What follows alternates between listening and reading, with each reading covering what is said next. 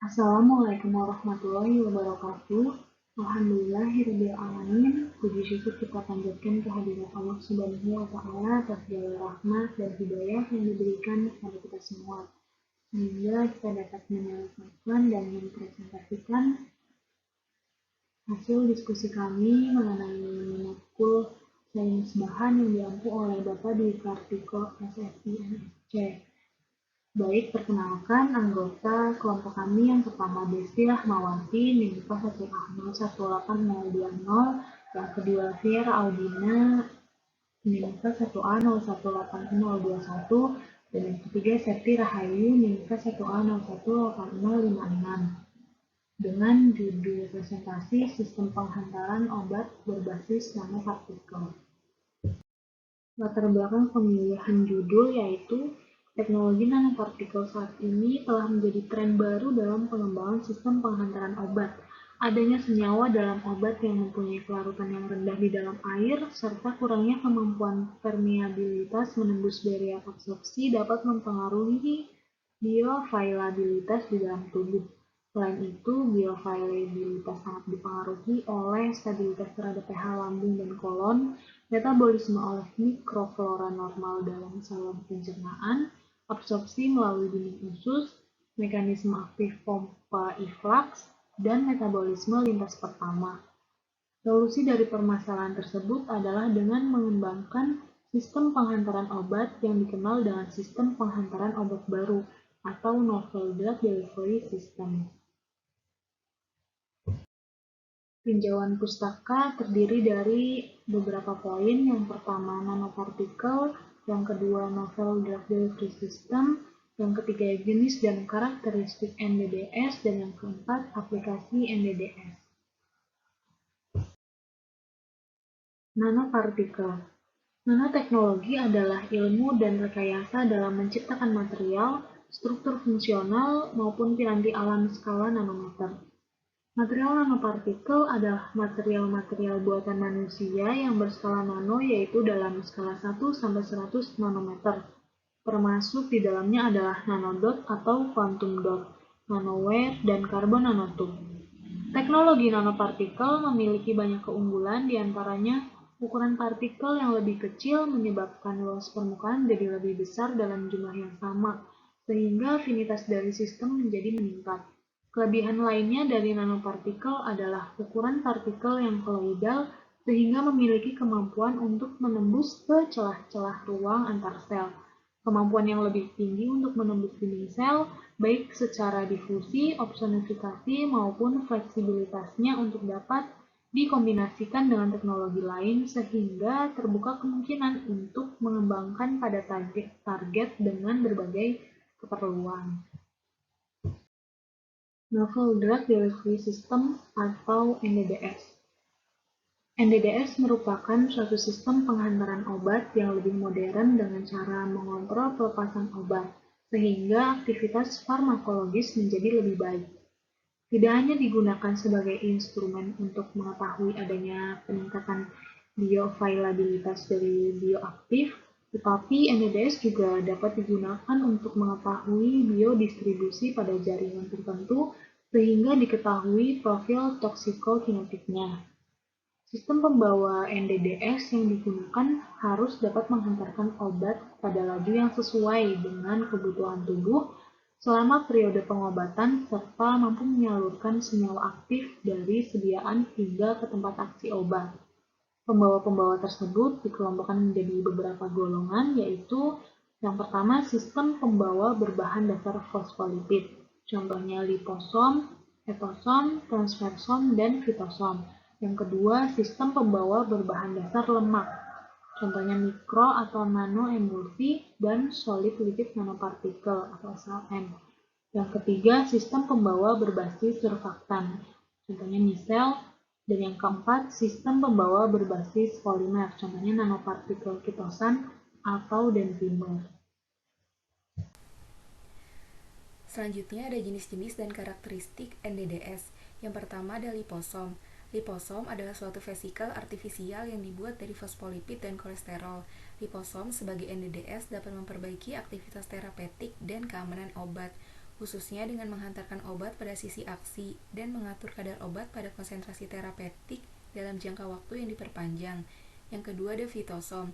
Fitosom merupakan suatu teknologi yang telah dikembangkan dalam formulasi obat dan produk nutrasetika yang mengandung senyawa aktif bahan alam herbal yang bersifat hidrofilik dengan membentuk kompleks senyawa aktif pitokonstituen di dalam fosfolipid.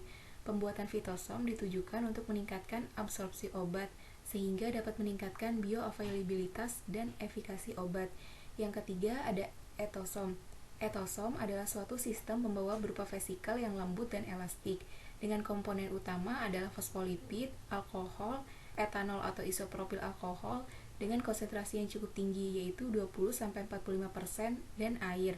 Etosom merupakan pembawa yang non-invasif dan dapat menghantarkan obat ke bagian dalam kulit atau hingga sirkulasi sistematik, sehingga deformabilitas yang tinggi diperoleh karena komponen penyusunnya adalah fosfolipid dan etanol. Etosom dapat digunakan untuk menghantarkan obat yang bersifat hidrofilik, lipofilik, ataupun amfifilik. Selanjutnya ada transfersom. Umumnya transfersom digunakan secara topikal. Vesikal ini terdiri dari fosfolipid dan ETG aktivator yang merupakan surfaktan rantai tunggal. EA adalah bahan yang berperan dalam meningkatkan fleksibilitas dan deformabilitas dari transfersom sehingga dapat dengan mudah melewati starum corneum. Transfersom memiliki beberapa kelebihan yaitu biokompatibel, biodegradable, mudah dibuat, dapat melindungi obat dari degradasi lingkungan, mampu menghantarkan obat melalui celah sempit antar sel dengan baik, dan telah digunakan untuk berbagai bahan seperti peptida, protein, analgesik, dan senyawa bahan alam. Selanjutnya ada SLN. SLN atau solid lipid nanopartikel adalah suatu sistem pembawa dari jenis partikulat yang terdiri dari suatu lemak padat yang didispersikan di dalam medium air dengan adanya surfaktan sebagai emulgator dengan ukuran partikel rata-rata adalah 50-1000 nanometer. SLN dapat digunakan sebagai sistem penghantar topikal, transdermal, oral maupun parenteral. Tujuan utama dari rancangan SLN sebagai sistem penghantaran obat partikulat adalah untuk memperkecil ukuran partikel, memperbaiki absorpsi, dan mengendalikan pelepasan obat, sehingga dapat mencapai sisi aksi spesifik pada laju pelepasan dan regimen dosis yang optimal.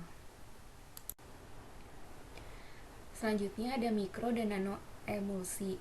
Emulsi merupakan suatu sistem dispersi yang tidak homogen, yang terbuat dari dua jenis cairan yang tidak bercampur satu sama lain, dan salah satunya terdispersi dalam cairan lainnya, dan membentuk droplet.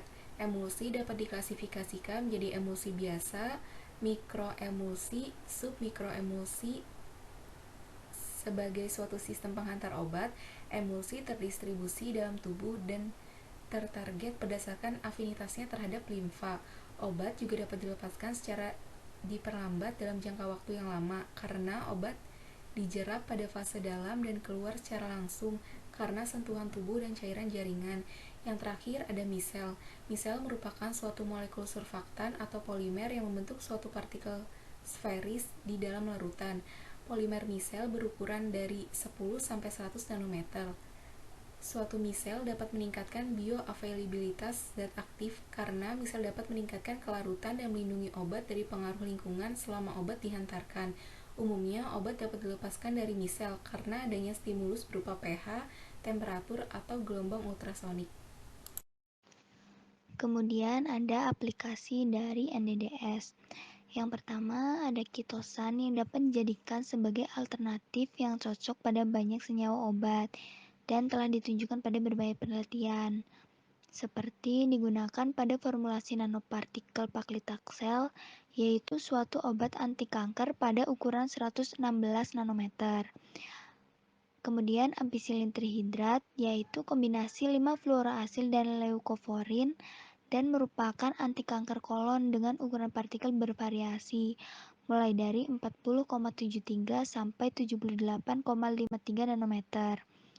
Kemudian dexamethasone natrium fosfat, yaitu suatu obat antiinflamasi dengan ukuran 250 sampai 350 nanometer dan ada juga model protein seperti bovine serum albumin. Yang kedua itu ada sistem nanoemulsi untuk aplikasi oral melalui saluran gastrointestinal dan merupakan teknologi autoemulsifikasi atau self nanoemulsifying drug delivery system. Konsep dari teknologi ini adalah formulasi antara minyak, surfaktan, dan kosurfaktan yang mengandung obat. Sistem ini selanjutnya akan masuk ke saluran cerna dan bercampur dengan cairan usus yang mengandung air. Ketika formulasi ini bercampur dengan cairan usus, maka akan terjadi emulsifikasi spontan dan menghasilkan globul yang berukuran nanometer. Salah satu produk dari sistem autoemulsifikasi ini adalah cefpodoxim, yang merupakan suatu obat yang memiliki bioavailabilitas yang rendah dan kelarutannya sangat bergantung pada pH. Kemudian yang terakhir ini ada kesimpulan. Jadi, nanopartikel dapat diaplikasikan dalam bidang farmasi, yaitu sebagai sistem penghantaran obat atau novel drug delivery system, di mana sistem penghantaran obat ini merupakan suatu sistem yang mengontrol pelepasan obat sehingga aktivitas farmakologis menjadi lebih baik. Sistem penghantaran obat ini dapat dikelompokkan dalam beberapa golongan, yaitu sistem pembawa dengan berbahan dasar fosfolipid, berbahan dasar lemak, berbasis surfaktan, dan berbasis polimer. Salah satu aplikasi dari sistem penghantaran obat ini adalah formulasi nanopartikel paclitaxel dari kitosan dan merupakan suatu obat anti kanker pada ukuran 116 nanometer. Demikian sedikit penjelasan mengenai aplikasi nanomaterial dalam bidang farmasi. Kurang lebihnya mohon maaf. Wassalamualaikum warahmatullahi wabarakatuh.